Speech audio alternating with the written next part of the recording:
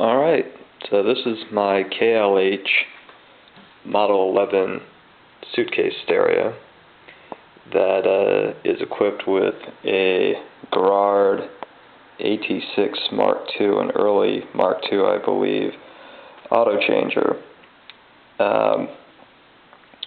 It's got a few issues, one of which there's a little hum in the amplifier for the KLH, but also there's a few problems with the Garrard auto changer that I'm looking to try to figure out a solution to.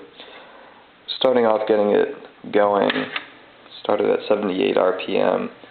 It's a little slow to start turning, which is a problem when it's changing records, which we'll see in a second.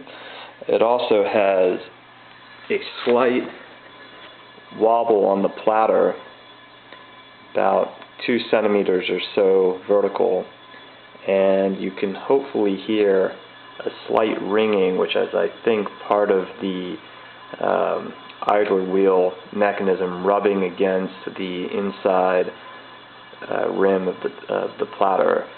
And I think that my concern is that while the platter surface, I think, is flat, that there may be a misalignment between the platter surface and the sleeve that goes over the spindle assembly, so that the whole thing is turning slightly off kilter and wobbling as a result.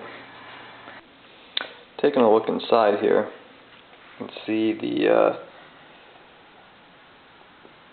trip cam and the trip mechanism, which I cleaned up thanks to a guy who goes by Record Changer on one of these forums for giving me the instructions for how to resolve this little problem with this little trip mechanism right here, which gets gummed up very easily, but it's all working well now.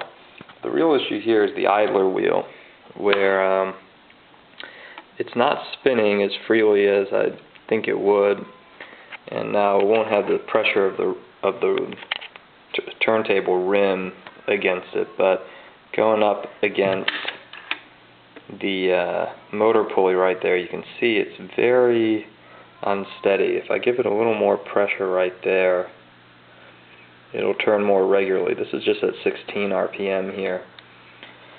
Once you get up to where it's getting a little more surface contact, though, to 78, it starts up pretty well. But again, I just got a feeling that's not spinning quite as freely as it probably should. It's a little slow to get started, and looking to see what a solution to that. So now we'll see how it works in automatic operation. Got a couple of discs stacked up here. It'll change reliably 7 or 8 78s, depending on the thickness. But we'll get it started right here.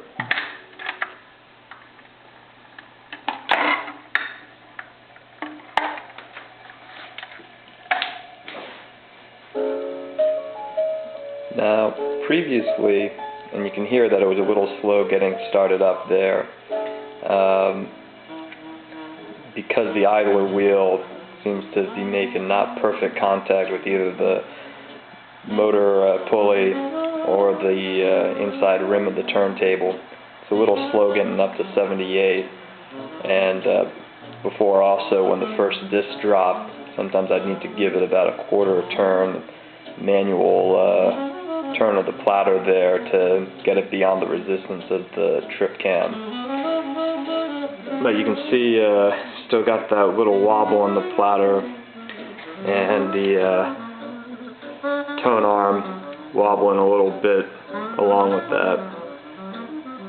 This is Coleman Hawkins' 1939 recording of Body and Soul, which was kind of a proto-bebop solo, as he goes completely off melody on the solo.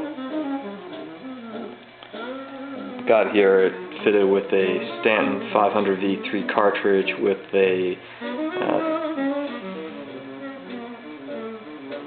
3mm Reco cut elliptical 78 stylus. Now, let's see how it switches here. From Coleman Hawkins to to Charlie Parker, Ornithology.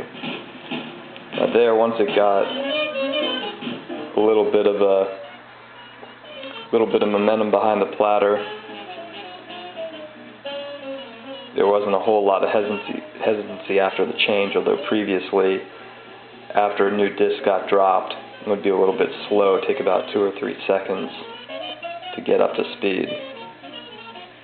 As I said, this is Charlie Parker, Ornithology, just a fantastic recording. Other side of it has Night in Tunisia with his famous alto solo coming in a break.